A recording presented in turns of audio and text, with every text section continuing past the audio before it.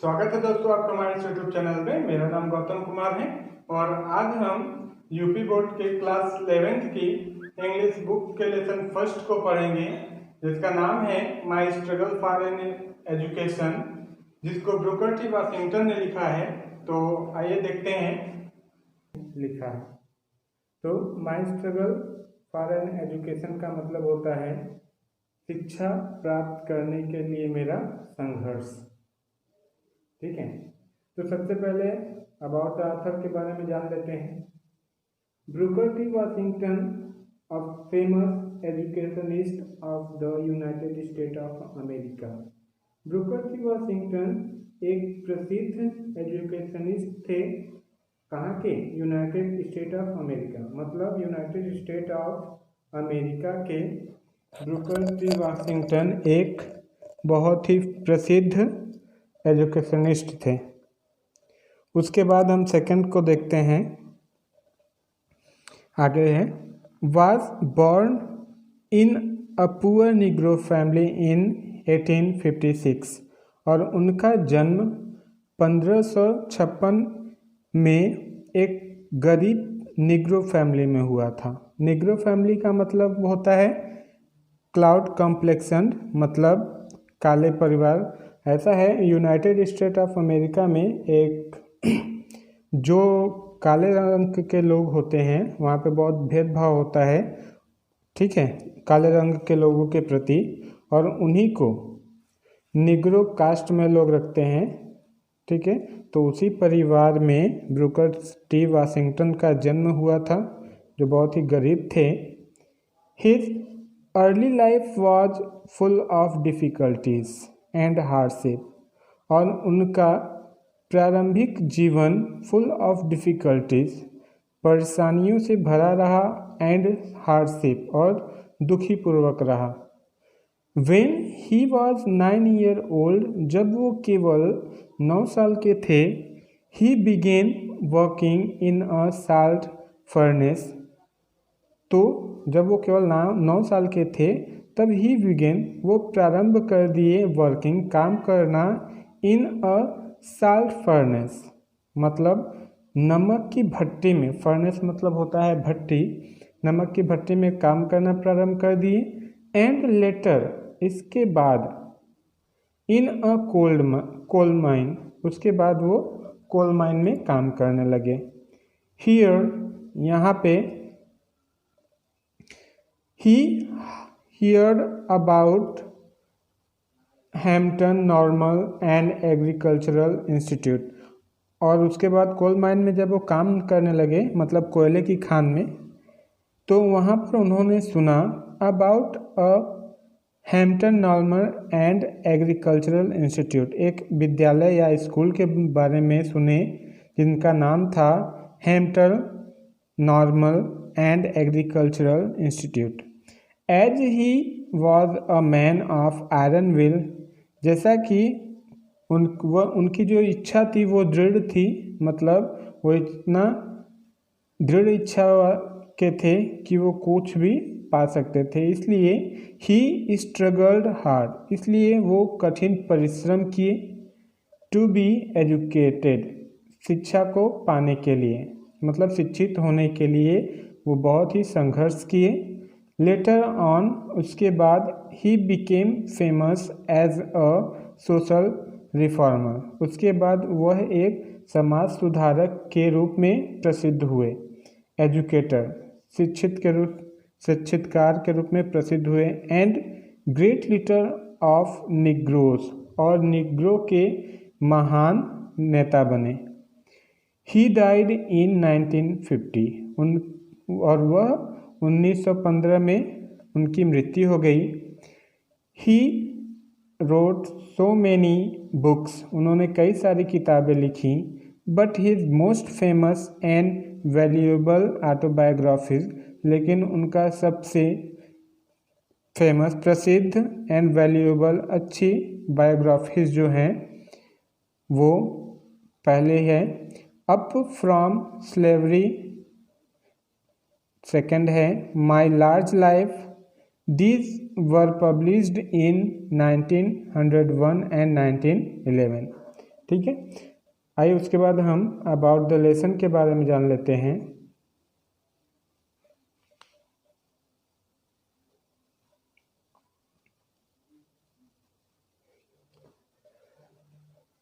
Booker T. Washington, as a boy, worked in a coal mine in Malden. Brooker T Washington जब वो boy लड़के थे तब वह मालडेन में एक कोयले की खान में काम करते थे। ठीक है। ही ओवरहियर्ड 2 माइनर्स, उन्होंने सुना। ही ओवरहियर्ड, उन्होंने सुना 2 माइनर्स, 2 माइनर्स कोयले की खान में जो काम कर रहे थे उनकी बातें सुनी। Talking about a great school, जो बात कर रहे थे एक महान स्कूल के बारे में।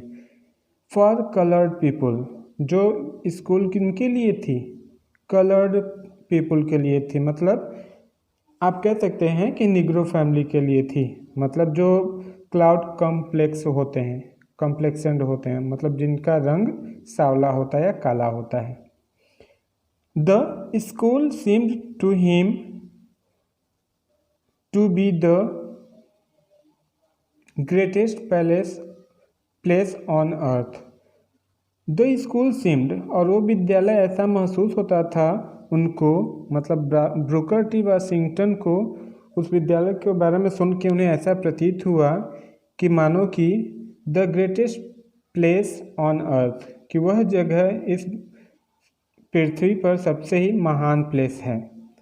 And more attractive than even heaven, और वो प्लेस मतलब वो स्थान स्वर्ग से भी ज़्यादा आकर्षित करता है। ही faced a lot of difficulties and ultimately, उन्होंने कई सारी समस्याओं को झेलते हुए अल्टीमेटली अंततः सक्सीड, वह सफल हो गए in getting admission in the institute, उस संस्था में एडमिशन लेने के लिए वो सक्षम हो गए, मतलब एडमिशन पाने में सफल हो गए। ठीक है। उसके बाद आइए हम लेसन को देखते हैं।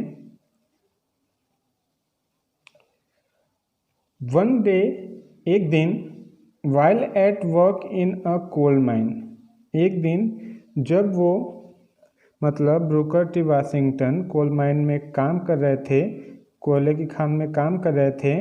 आई happened to overhear 2 miners talking about a great school for coloured people. तो उन्होंने, मतलब मैंने 2 कोयले की खान में काम करने वालों की बातें सुनी, जो क्या बात कर रहे थे? एक महान स्कूल के बारे में बात कर रहे थे, जो किनके लिए थी? Coloured people. ठीक है, जो मतलब काले लोगों के लिए स्कूल थी। समवेयर इन वर्जीनिया, जो यहीं कहीं वर्जीनिया में थी। This was the first time that I had ever heard anything, यह मेरे साथ पहली बार हुआ है कि मैंने heard anything about any kinds of school और कॉलेज, कि मैंने पहली बार किसी स्कूल और विद्यालय के बारे में सुना है।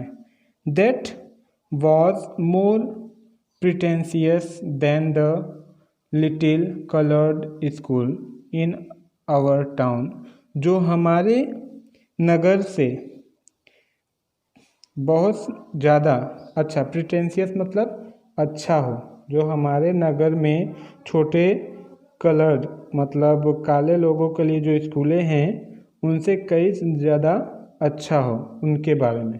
ठीक है, मैंने सुना हूँ। अब नेक्स्ट स्टेंजा को देखते हैं। As they went on describing the school, as they went on describing the school, और जैसे जैसे वे लोग इस विद्यालय के बारे में वर्णन करते जा रहे थे, इट सीम्ड टू मी, मुझे ऐसा प्रतीत हो रहा था, दैट कि it must be the great place on अर्थ, कि यह स्कूल इस पृथ्वी पर एक बहुत ही अच्छा स्थान है। Not even heaven presented more attraction for me at that time, और इस समय नॉट इवन, इस समय हैवन प्रेजेंटेड मोर अट्रैक्शन। कह रहा है कि इस समय जितना मुझे स्वर्ग भी आकर्षित नहीं करेगा, इतना मुझे इस स्थान, ये मुझे स्थान आकर्षित कर रहा है।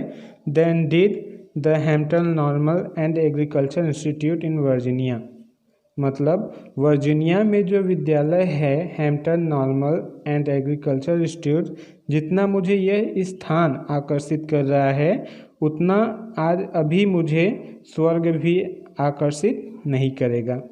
About which these main were talking, जिसके बारे में ये सब या ये दोनों व्यक्ति बातें कर रहे थे। I resolve at once to go to the school. I resolve, मैंने ठान लिया, एट वंस कि एक बार, to go to the school, मैं विद्यालय जाऊंगा। मैंने ठान लिया कि मैं एक बार विद्यालय जाऊंगा जरूर। Although I had no idea where it was, यद्यपि कि मुझे पता नहीं था कि यह विद्यालय कहाँ है। वेयर इट वॉज, सॉरी, कहाँ था। और हाउ मेनी माइल्स अवे, और ये कितनी दूरी पर है। और how I was going to reach it, और मैं वहाँ कैसे पहुँचूँगा। I was on fire constantly with one ambition. I was on fire, मेरे अंदर केवल लगातार, कंस्टेंटली, मेरे अंदर लगातार केवल एक ही आग जल रही थी। वन एम्बिशन, या फिर कह सकते हैं कि मेरे अंदर केवल एक ही इच्छा था कि मैं अब उस विद्यालय पहुंचूंगा, चाहे वो कितनी भी दूर हो, कहीं पे भी हो, मैं उस विद्यालय पहुंचूंगा। एंड और that was to go to Hampton, this thought was with me day and night. And that was to go to Hampton, और यही चीज़ कि मैं हैम्पटन जाऊंगा। दिस थॉट, यही विचार, was with me day and night, मतलब मेरे अंदर दिनों रात यही विचार चल रहा था कि मैं हैम्पटन जाऊंगा। उसके बाद देखते हैं, इन द फॉल ऑफ 1872, मतलब 1872 के पतझड़ के मौसम में, आई डिटरमाइंड, मैंने दृढ़ निश्चय किया, that I was starting out on a wild goose chase। मुझे पता था कि मैं एक मूर्खतापूर्वक काम कर रहा हूँ, मतलब कि मैं जब वहाँ जा रहा हूँ हैम्पटन, वहाँ पर मेरा एडमिशन होगा या नहीं होगा, मैं वहाँ पे पहुँच पाऊँगा कि नहीं पहुँच पाऊँगा, ठीक है। मैं एक मूर्खतापूर्वक कार्य कर रहा हूँ, वो भी कब, जब मेरी माँ जब मेरी माँ बहुत ही बीमार है, उसके दौरान।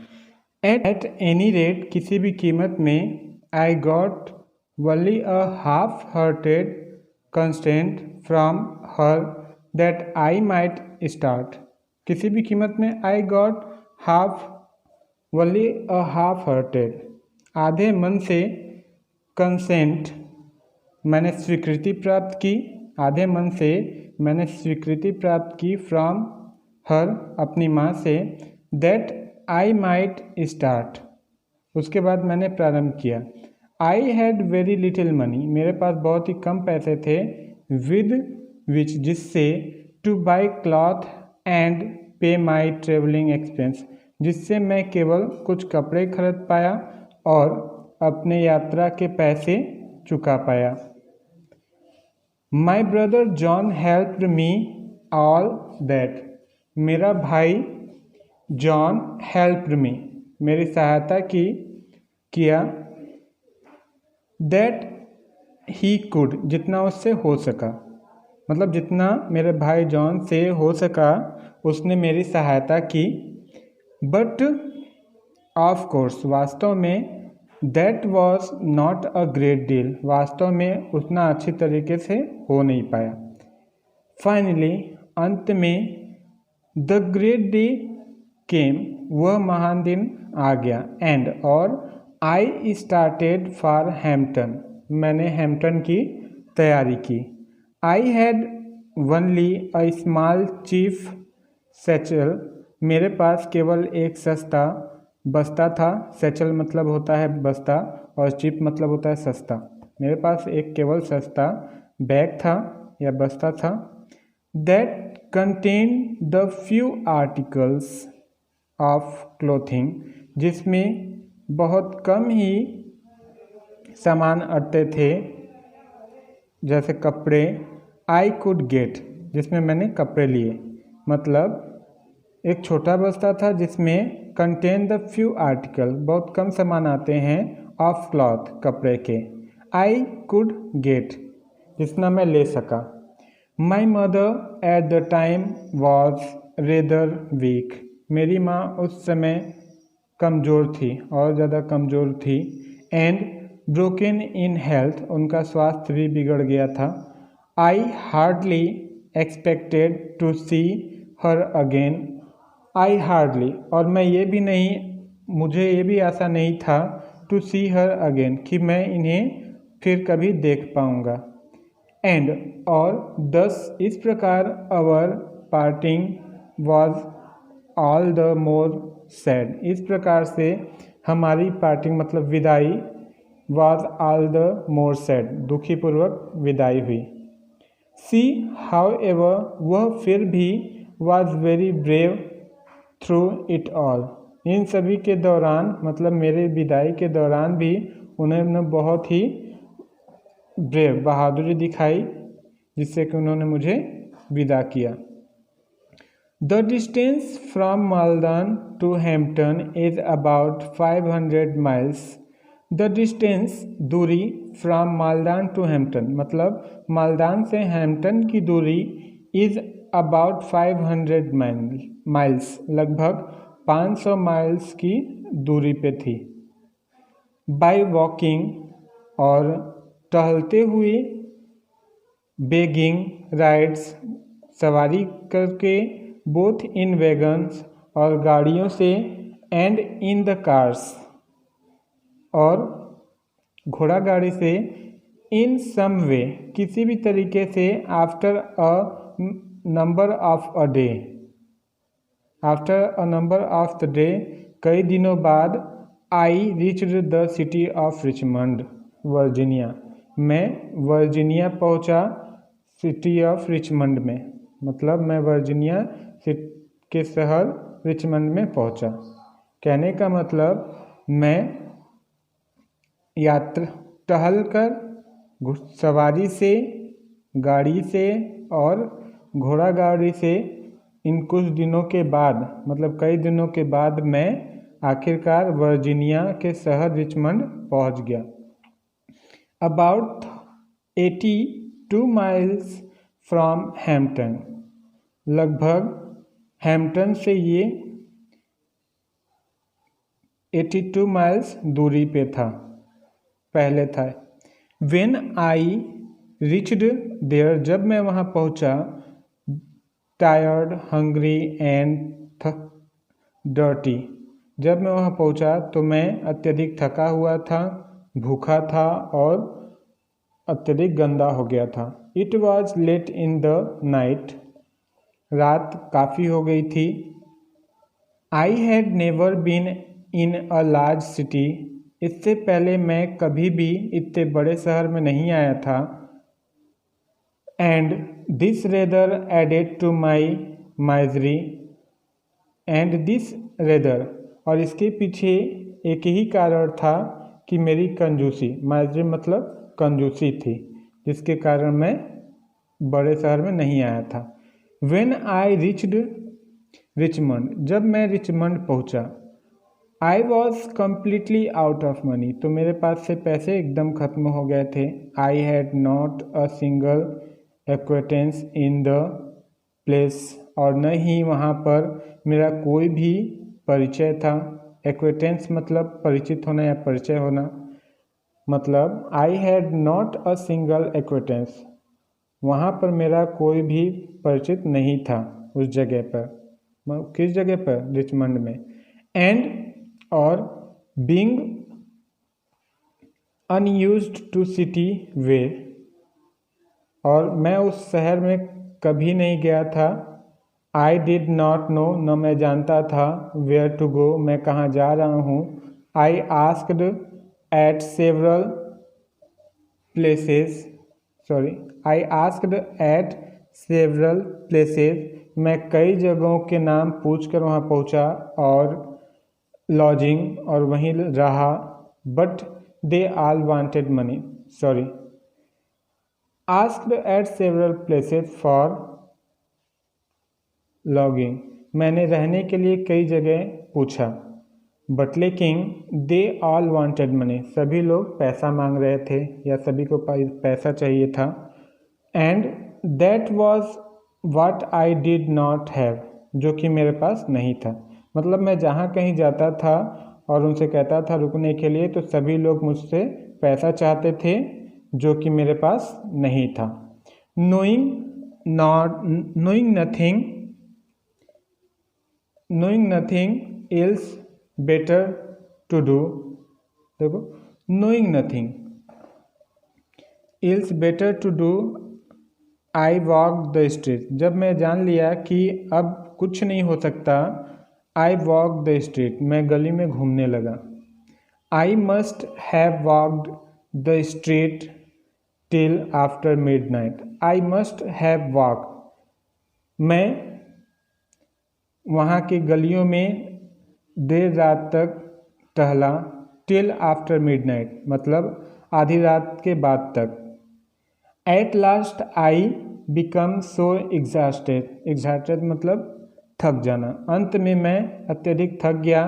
That I could walk no longer, जिससे मैं और ज़्यादा नहीं टहल सका। आई वॉज टायर्ड, मैं थका था। आई वॉज हंग्री, मैं भूखा था। आई वॉज एवरीथिंग, और मुझे सब था, थका था, भूखा था, मेरे कपड़े भी गंदे थे।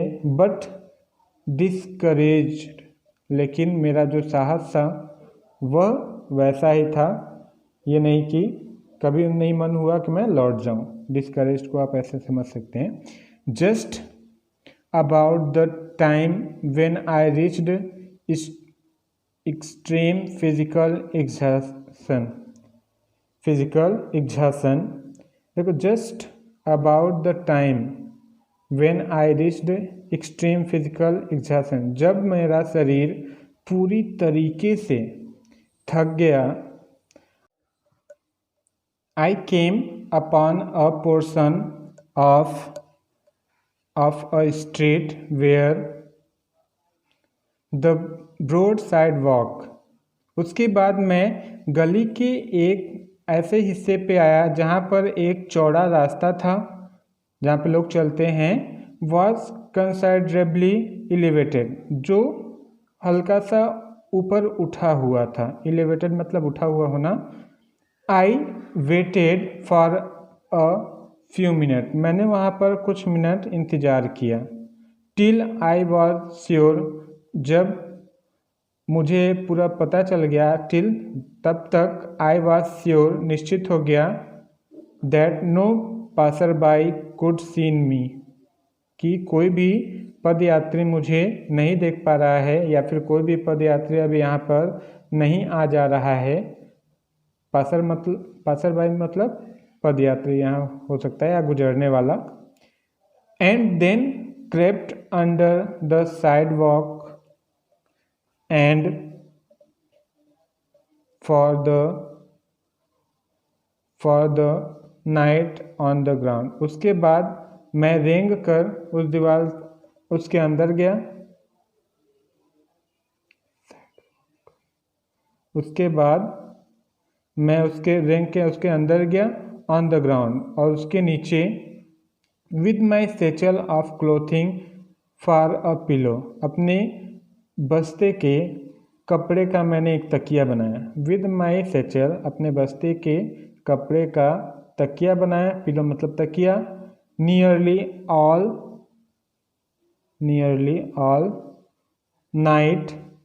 All night I could hear the trap of feet over my head. लगभग पूरी रात मैं अपने सर के पास लोगों की चलने की आवाज़ें सुना। ठीक है।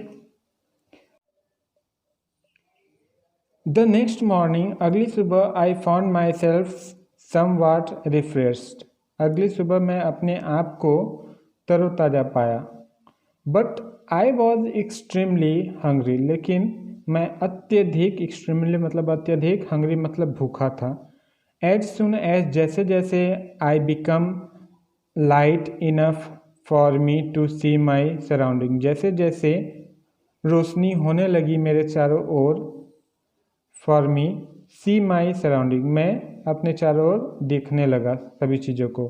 आई नोटिस्ड दैट, तब मैंने ध्यान दिया, दैट की I was near a large ship, कि मैं एक बड़े जहाज के पास हूँ।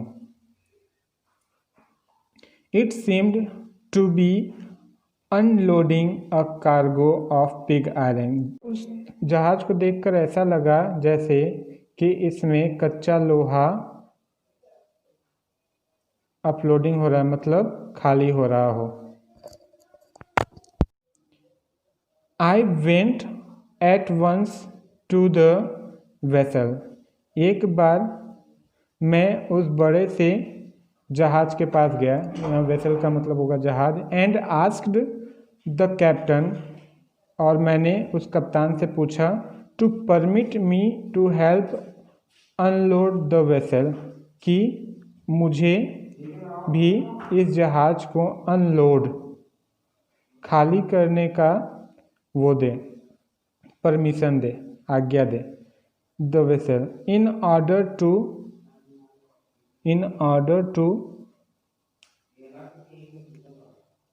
Gate money, in order to get money for food, केवल खाने के पैसे पर, मतलब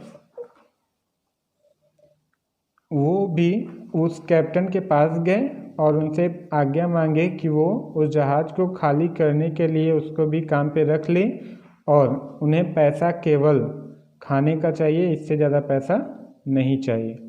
the captain a white man, captain जो कि एक अंग्रेज था, who seemed to be kind hearted, जो दिखने में अत्यधिक दयालु प्रतीत हो रहा था। ठीक है। इसके बाद से हम नेक्स्ट वीडियो में इसके आगे हम पढ़ाएंगे। तो ठीक है, बाय।